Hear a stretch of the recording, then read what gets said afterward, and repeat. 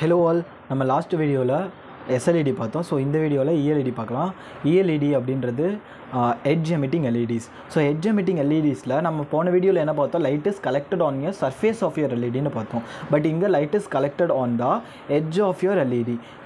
இது நம்ம light is collected on the edge of your LED. சரி, அது என்னன்னு பார்க்கலாம். நம்ம அதுக்கு முன்னாடி ஸ்ட்ரக்சர் ஆஃப் யர் LED பார்க்கலாம். அங்கே பார்த்த மாதிரியே தான் இங்கேயும் லிட்ரலி ஸ்ட்ரக்சர்.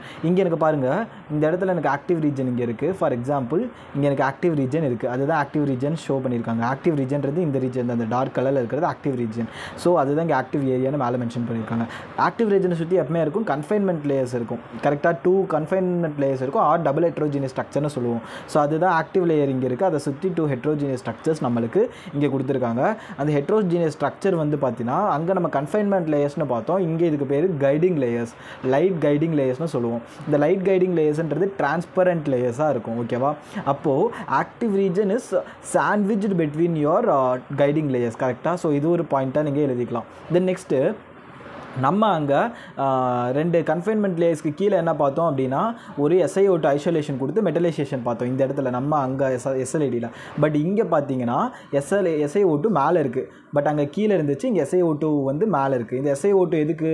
மெட்டலைசேஷனையும் உங்களுடைய light gathering, light emitting area, அதாவது இந்த ஏரியாவையும் செப்பரேட் பண்ணுறதுக்காக தான் உங்களுக்கு இங்கே SiO2 மெட்டலைசேஷனையும் உங்களுடைய கன்ஃபைன்மெண்ட் லேயர்ஸையும் பிரிக்கிறதுக்காக தான் இந்த SiO2 ஐசோலேஷன்ஸ் கொடுத்துருக்காங்க.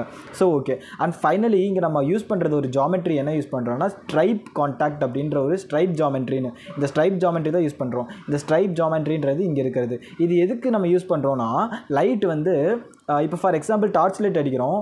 அது வந்து கொஞ்சம் ஒரு டேரெக்ஷனலாக, என்ன தான் டார்ச் லைட்டும் பார்த்தீங்கன்னா ஒரு அடிக்கும் போது கொஞ்சம் டேரெக்ஷனலாக இருக்கும். நம்ம ஸ்ட்ரெயிட்டாக அடித்தோன்னா ஸ்ட்ரெயிட்டாக மட்டும் ரொம்ப கொஞ்சம் இடத்துல ஸ்ட்ரெயிட்டாக போகிற மாதிரி இருக்கும். கரெக்டாக?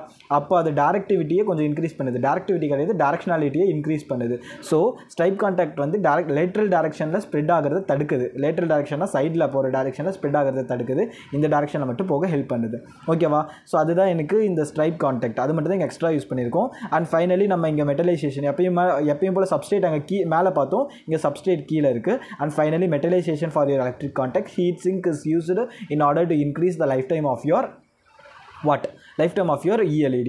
ஸோ இந்த இடத்துல இன்னும் நம்ம ஜூம் பண்ணி பார்த்தோம் இந்த ஆக்டிவ் ஏரியா இருக்கா. ஸோ இந்த ஆக்டிவ் ஏரியாவில் நம்ம இன்னும் நல்லா கொஞ்சம் ஜூம் பண்ணி பார்த்தோன்னா எனக்கு என்ன இருக்குது அப்படின்னா, நான் இங்கே உங்களுக்கு காமிக்கிறேன். ஸோ இந்த இடத்துல ஆக்டிவ் ஏரியாவில் எனக்கு 2 டைப்ஸ் ஆஃப் லைட் இருக்கும். 2 டைப்ஸ் ஆஃப் அவுட்புட் பீம் இருக்கும். ஒன்று வந்து பர்பெண்டிகுலர் அவுட்புட் பீம், இன்னொன்று வந்து parallel output beam. So perpendicular output beam அப்படின்றது இங்கே இருக்குது, பேரலல் அவுட்புட் பீம் அப்படின்னு இருக்குது. இதனுடைய வேல்யூ 120 டிகிரி இருக்கும், இதனுடைய வேல்யூ 30 டிகிரி இருக்கும். சரி, ஓகேவா? இது நம்ம பார்த்தோம் ஆல்ரெடி.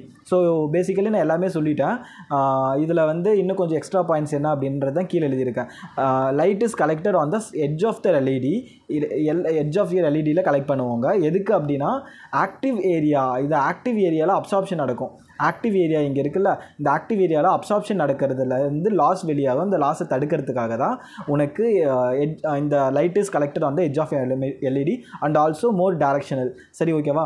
இன்னொரு சில முக்கியமான பாயிண்ட் சொல்லணும் அப்படின்னா, இந்த ELED வந்து SLED விட ரொம்ப டைரக்ஷனல் அதிகமாக இருக்கும். நல்லா SLED எல்லா டைரக்ஷனுமே லேட்ரல் ஸ்ப்ரெட்டிங் இருக்கும், இங்கே லேட்ரல் ஸ்ப்ரெட்டிங் இருக்காது. சரி, ஓகேவா? அண்ட் இன்னொரு விஷயம் என்னென்னா, இங்கே நம்ம யூஸ் பண்ணியிருக்கக்கூடிய கான்டாக்ட் ஸ்ட்ரைப்ஸ், மேலே ஸ்ட்ரைப் கான்டாக்ட் யூஸ் பண்ணியிருக்கோமா இல்லையா? இந்த stripe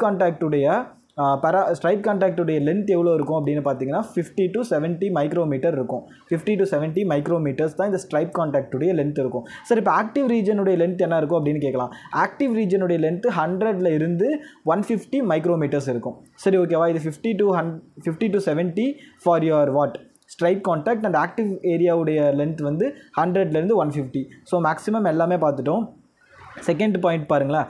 ELED consist of an active ELED consist of an active PN junction layer. Active layer அதுதான் PN ஜங்ஷன் லேயர்னு சொல்லியிருக்காங்க. அந்த இடத்துல தான் ஃபோட்டான்ஸாக ஜென்ரேட் ஆகும். And finally 2 light guiding layers இருக்கும். அதுதான் இங்கே மென்ஷன் பண்ணியிருக்காங்க. Both the guiding layers have same இப்போ நம்ம இங்கே கைடிங் லேயர்ஸ் 2 கைடிங் லேயர்ஸ் இருக்கா. இந்த கைடிங் லேயர்ஸில் ரெண்டுத்துக்குமே ரிஃப்ராக்டிவ் இண்டெக்ஸ் வந்து சேமாக இருக்கும். இந்த ரிஃப்ராக்டிவ் இண்டெக்ஸ் வந்து ஆக்டிவ் ரீஜனுடைய ரிஃப்ராக்டிவ் இண்டெக்ஸை விட கம்மியாகவும், சரௌண்டிங்கில் இருக்கக்கூடிய ரிஃப்ராக்டிவ் இண்டெக்ஸ், சரௌண்டிங்கில் ஆர் இருக்குது அப்படின்னா ஆருடைய ரிஃப்ராக்டிவ் இண்டெக்ஸை விட அதிகமாக இருக்கும். சரி, ஓகேவா? அப்புறம் இன்னொரு முக்கியமான பாயிண்ட் என்னென்னா, இங்கே ஆக்டிவ் ரீஜனும் ஃபைபர் இந்த ஆக்சஸில் தான் இருக்கும். ஃபைபருடைய ஆக்சஸும் ஆக்டிவ் ரீஜனும் பேரலாக இருக்குது. சரி, ஓகேவா? இந்த மாதிரி மாதிரி தான். இந்த இடத்துல வெல் எதுவுமே நம்ம எட்ஜ் பண்ணவே இல்லை. ஸோ எல்லா பாயிண்ட்ஸுமே நான் மேக்ஸிமம் சொல்லிட்டேன். A double heterogeneous layer uses stripe geometry. அந்த ஸ்ட்ரைப் ஜாமெட்ரி யூஸ் பண்ணுறதுனால தான் 100லேருந்து 150 மைக்ரோமீட்டர், 100லேருந்து 70 மைக்ரோமீட்டர் இருக்குது. டிப்பிக்கல் ஃபைபர் கோர் டயாமீட்டர் எவ்வளோ இருக்குன்னா 100. ஃபைபருடைய கோர் டயாமீட்டர் என்னன்னா இந்த கோர் டயாமீட்டர்ஸ் தான் இருக்கும். அப்போ ஆக்டிவ் ரீஜனுடைய டயாமீட்டர்ஸ் ஆல்ரெடி சொல்லிட்டேன். எமிஷன் பேட்டர்ன் வந்து மோர் டைரக்ஷனல் அப்படின்னு சொல்லிட்டேன். இன்னொரு முக்கியமான பாயிண்ட் என்ன அப்படின்னா, இந்த இடத்துல ஒரு வேவ் கைட் சேனலை இது ஃபார்ம் பண்ணும். வேவ் கைட் சேனல் அப்படின்றது என்ன அப்படின்னா, சிம்பிள் வேவ் கைட் எதுக்கு யூஸ் பண்ணுறாங்க? லைட்டை இப்போ ஃபார் எக்ஸாம்பிள் மைக்ரோவேவ் எதுக்கு யூஸ் பண்ணோம்? மைக்ரோவேவில் வேவ் கைட்ஸ் நம்ம நிறைய வேவ் கைட் பார்த்தோம். ஒரு மேஜிக் டீ இந்த மாதிரிலாம் நிறைய வேவ் கைட் பார்த்தோம். இதெல்லாம் எதுக்குன்னா கண்டக்ட் பண்ணிவிட்டு, அதாவது லைட்டை வந்து ரேடியேட் பண்ணுறதுக்காக யூஸ் பண்ணுறோம். அதே தான் இங்கே நம்ம பண்ணியிருக்காங்க. இது வந்து வேவ் கைட் சேனல் எதுக்கு யூஸ் பண்ணுறாங்க?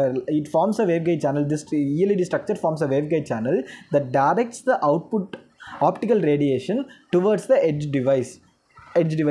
எட்ஜ் டிவைஸில் நம்மளுக்கு என்ன பண்ணியிருக்காங்க, ஜஸ்ட்டு ரேடியேஷனை வந்து டைரக்ட் பண்ணும், அவ்வளோதான். இப்போ இந்த ரேடியேஷன் பேட்டர்ன் நம்ம பார்க்குறோம். இங்கே எனக்கு 2 டைப் ஆஃப் ரேடியேஷன் பேட்டர்ன் இருக்கும். ஒன்று வந்து லம்பார்டியன் ரேடியேஷன் பேட்டர்ன். அதாவது இப்போ ஃபார் எக்ஸாம்பிள் எனக்கு பிளேன் ஆஃப் யுவர் பிளேன் வந்து parallel to the PN junction, active PN junction. For example இந்த இடத்துல எனக்கு ஒரு இது இருக்குது. இப்போது இந்த இடத்துல எனக்கு ஆக்டிவ் ரீஜன் இருக்குது, கரெக்டாக? இந்த இடத்துல இருக்கக்கூடிய ஆக்டிவ் ரீஜனில் ஃபார் எக்ஸாம்பிள் இப்போது ஆக்டிவ் ரீஜனில் எனக்கு என்ன இருக்குது? ஃபார் ஆக்டிவ் ரீஜனுக்கு நேராக எனக்கு வந்து எல்இடி வருது, எல்இடியுடைய அவுட்புட் பீம் வருது. தட் மீன்ஸ் பேரலாக இருந்துச்சுன்னா எனக்கு லம்பார்டியன் பேட்டர்ன் ஃபாலோ ஆகி தேர்ஃபோர் ஹாஃப் பவர் பீம் வித்தா 120 டிகிரி வரும். இதுவே எனக்கு வந்து பர்பெண்டிகுலராக இருக்குது அப்படின்னா, ஆக்டிவ் ரீஜனுக்கு பர்பெண்டிகுலராக பிளேனில் இருக்குது அப்படின்னா, ஃபைபர் ஆக்சிஸ் பிளேன் இருக்குது அப்படின்னா, தென் என்ன ஆகும் அப்படின்னா 30 டிகிரி இருக்கும், அவ்வளோதான். ஓகேவா? ஸோ இந்த 30 டிகிரி வைக்கிறதுனால எனக்கு மோர் டைரக்ஷனலாக இருக்கும். சைடில் எனக்கு எந்த ஒரு ரெஃப்ராக்ஷன்ஸுமே நடக்காது. This is what your ELED is.